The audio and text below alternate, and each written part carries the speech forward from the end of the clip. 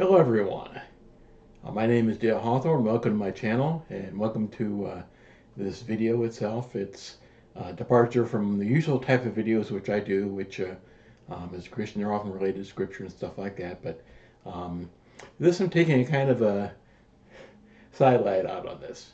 Um, Last night I had a fairly entertaining dream that I was having lunch with Chris Evans, Robert Downey Jr. from the Avengers movies, and Captain America and Iron Man, and according to the drama set up in the dream, I had a recurring bit part in the movies for three of them, and in the dream I was expressing my appreciation for having a chance to work with them, and I told them I had a sense I was figuring out what I was doing with the third movie because I'm not a professional actor at all, and but my subconscious is good at staging and presenting these tiny dream dramas and not good at filling out the details, but sometimes I find myself waking up laughing and things like that from some of the dreams that I have. And for this one, I woke up with a sense of that I usually have when I'm working on a job well done. So, this really didn't happen. I was never in an Avengers movie, but there are some strange interactions I've had with the Avengers franchise. First, my family had the original comic book when I was growing up, on which the first movie was based, and the original Avengers comic book. And I don't know what's happened to it since. It probably got burned up by my father when he liked to burn stuff up, excess papers and stuff like that. And you do that in our basement paper burner.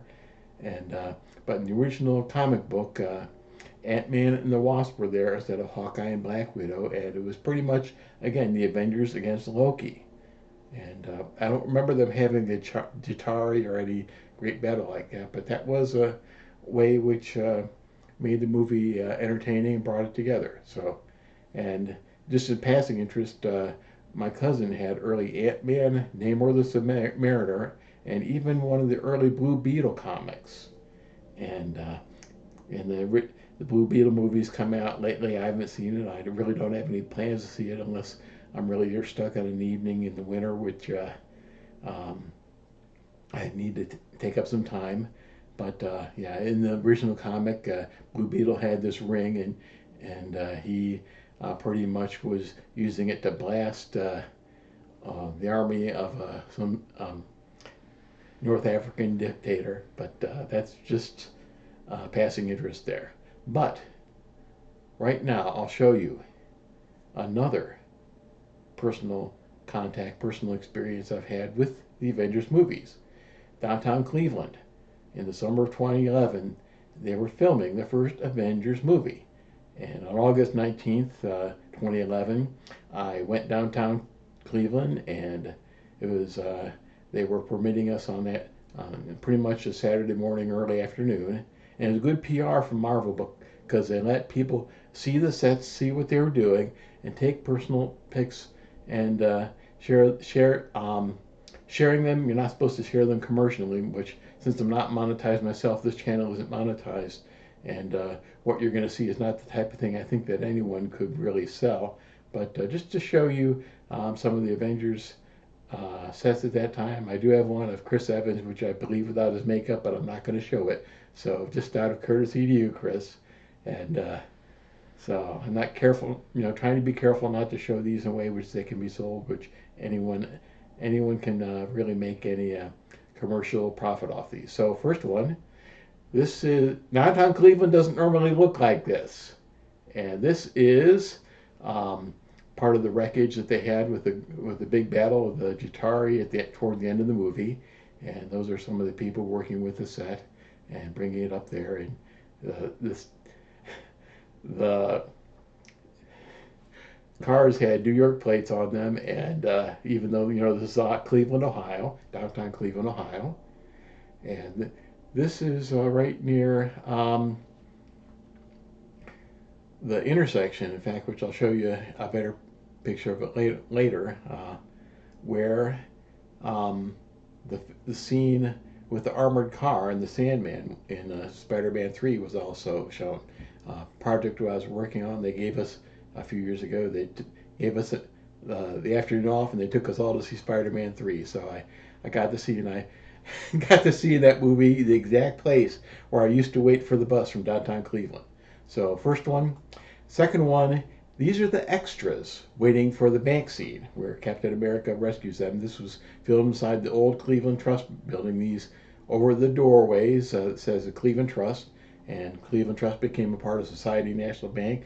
Society National Bank became a part of um, Key Corp, which I worked for, and I was actually in this building right before to give it a quick tour before it was shut down. Right now, it's a grocery store, a downtown grocery store. But these are the extras made up, and they're waiting to go in um, for the bank scene. So next one is again. This is the Cleveland Trust Company. This is the old building that we called it the Rotunda for when we were working for Key Corp, and it says Capital One on the front of it, which carried through. And I think if you look at it in the movie, I think they cleaned it up some. I think they must have done some cleaning up because it doesn't look quite this neat. But you can see the cranes and the things like that. And this again would have been where they filmed the bank scene with Captain America, and I believe also in the lobby there would have been a scene with the Hulk, who would have been an actor with one of the green suits on, and also Chris Hemsworth, and Chris Evans, and Robert Downey, and the others were definitely in Cleveland for this. Sometimes people see the actors when they're on set, sometimes around, but sometimes when they're not acting. But usually they do try to go incognito to avoid the attention, which I understand. So, and this right here is what we call Tower City in Cleveland, Terminal Tower, our long-term um, train passenger train depot. It was built back in the around 1929, 1930, finished then, and it's a tall tower. And they took the square out in front, and they turned it into the square which you see being used in the Avengers movie for standing in for Stuttgart, Germany.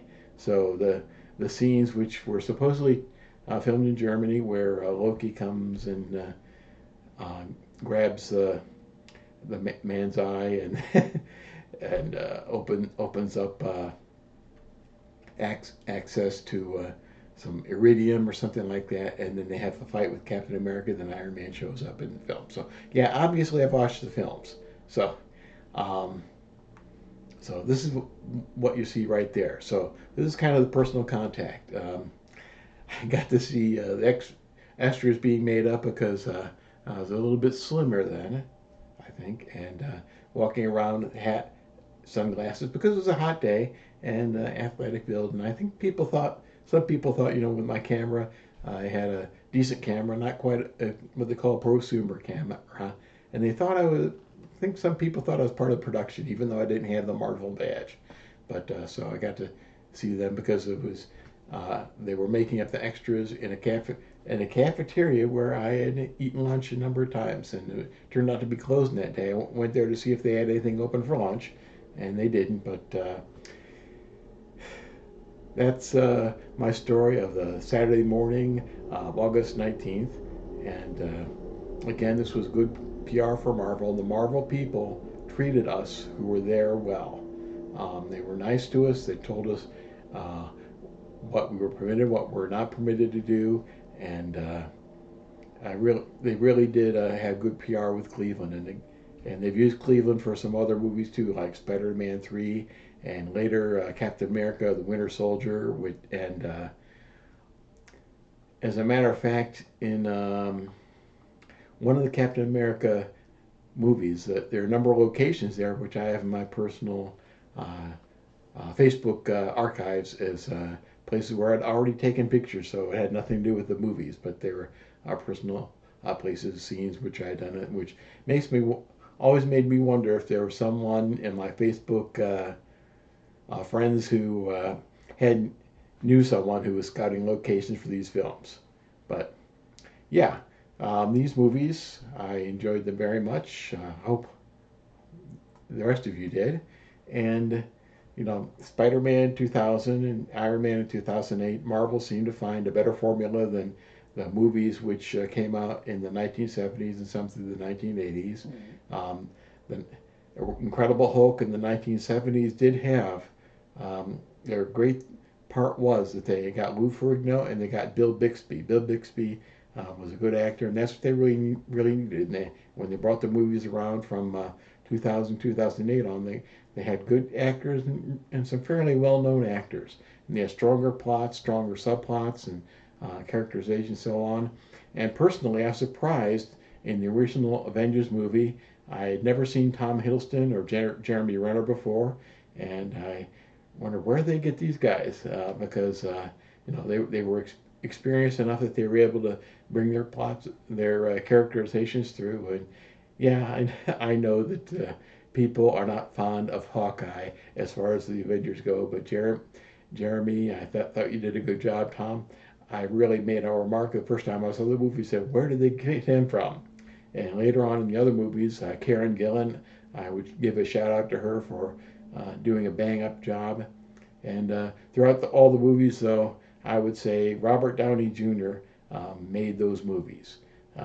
He brought great reactions, some ad libs, some fun stuff, and made these movies fun and entertaining.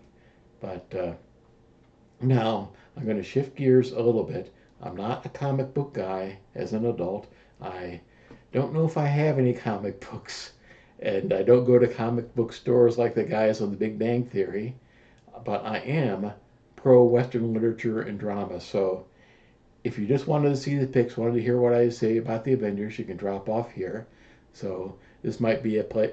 Some of you, if you're just for that, you might find your eyes glazing over as I talk here. But pro Western literature, pro drama, and kind of see if I can tie this in with some stuff that's been going on for 2,500 years. So, Western literature, Western drama. Aeschylus, the great Greek dramatist. This right here, Greek and English, what we call Oresteia. I don't remember how we say it in English, and I just pretty much read it to myself anymore. But the three main plays: Agamemnon, Libation Bearers, Eumenides, and Greek and English. I read the Greek, and when I need vocabulary, I look to the English. Greek drama: Sophocles, who, Ajax, Electra, and the last one, Oedipus Tyranna, Oedipus Rex, Oedipus the King, is considered the top Western drama, really, perhaps of all, and definitely was thought to have been the top tragedy of the Greeks. The plot and everything all hangs together, and if you have a chance on YouTube to see a performance of it, there are performances there. Go ahead, watch it. I've seen people fascinated by Greek drama, Euripides, Medea, things like that. I had some teenagers walk in years ago when I was coming to the great dramatic scene, and where Medea and Jason face off, and the young lady there, she was utterly obsessed, and the teenage boy was going, "That lady is crazy," which, yeah, that's the way they did. It was a great performance. You can find it on YouTube. Wayne Maunder played Jason in that. So if you look at Medea, Wayne Maunder, you should be able to find it on YouTube. Aristophanes, also tremendously funny. This is drama, comedy like that. Going back a little bit in our Western literature and drama, we have so much good quality stuff going back 2,500 years. And 2,500 years, we've also got ancient literature criticism. Criticism sounds like they're setting up and trying to be critical in the sense of negative criticism, but really it goes back to kind of like exercising good judgment, literary analysis, understanding what makes things work, what makes things don't. Aristotle, Poetics, Longinus, Demetrius.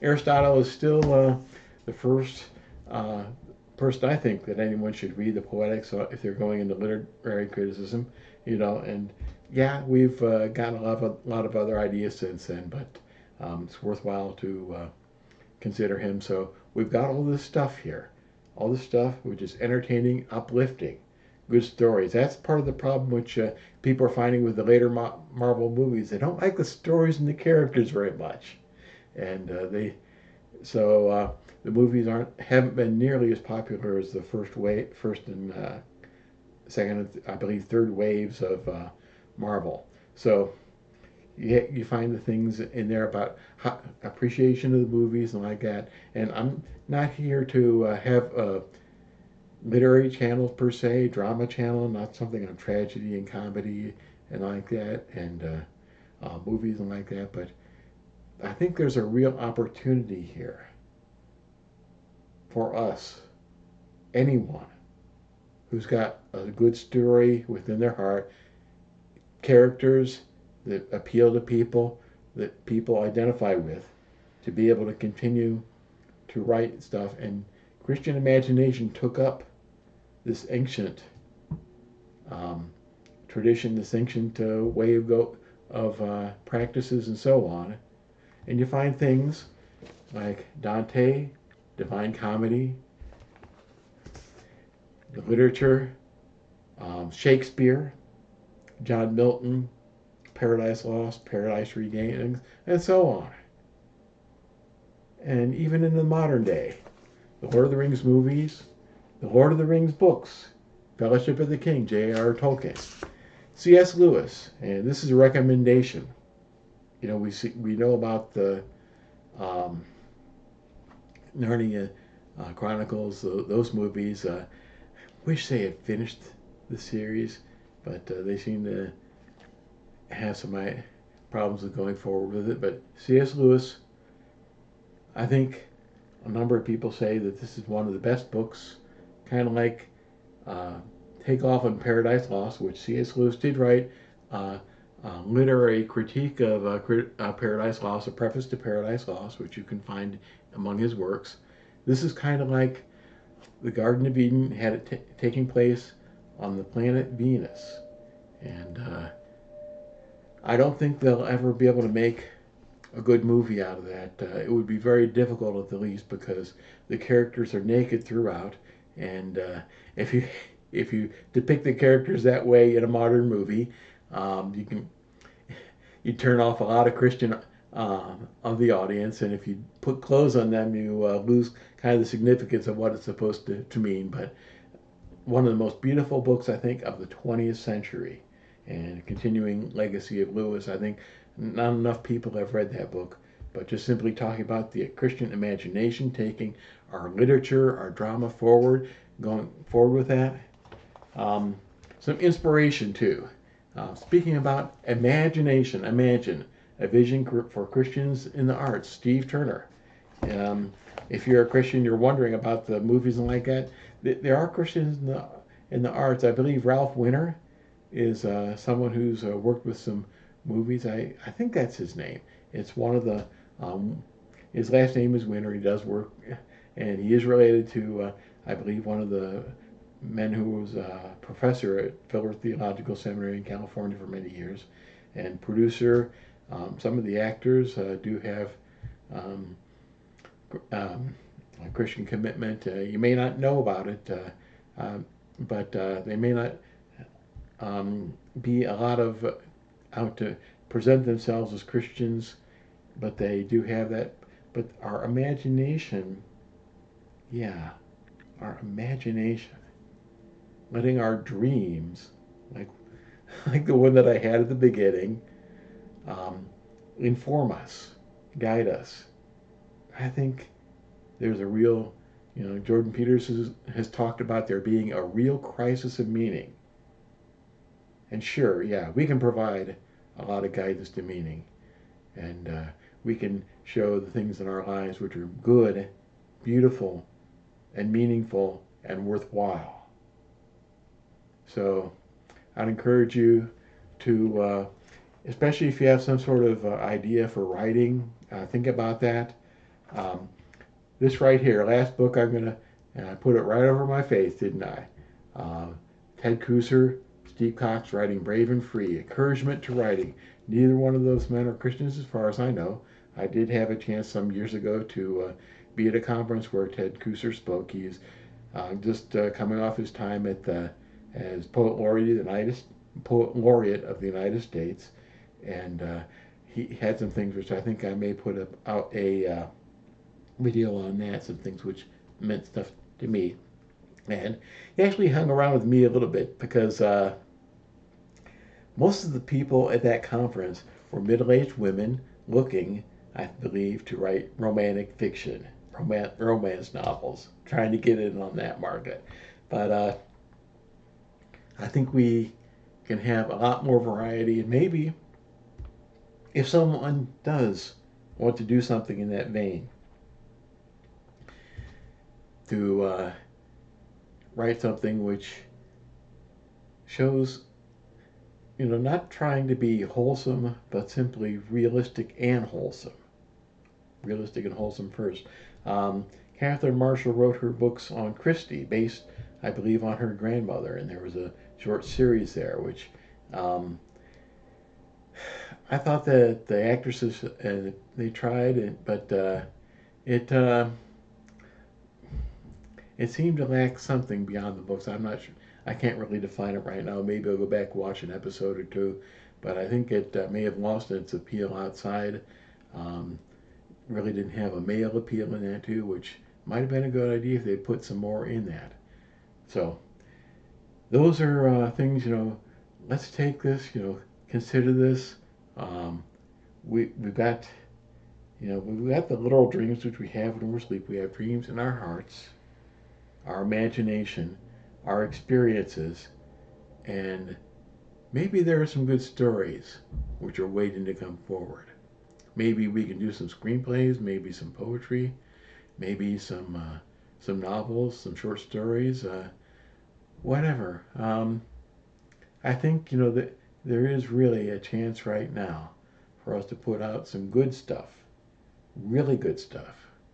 Seek to make it the best quality we can. Write, rewrite, consider, look at it, get critiques, so on. Join a writers group, whatever. But I think as we go into this, consider this. Let's do some consideration, writing brave and free, and support good stuff too.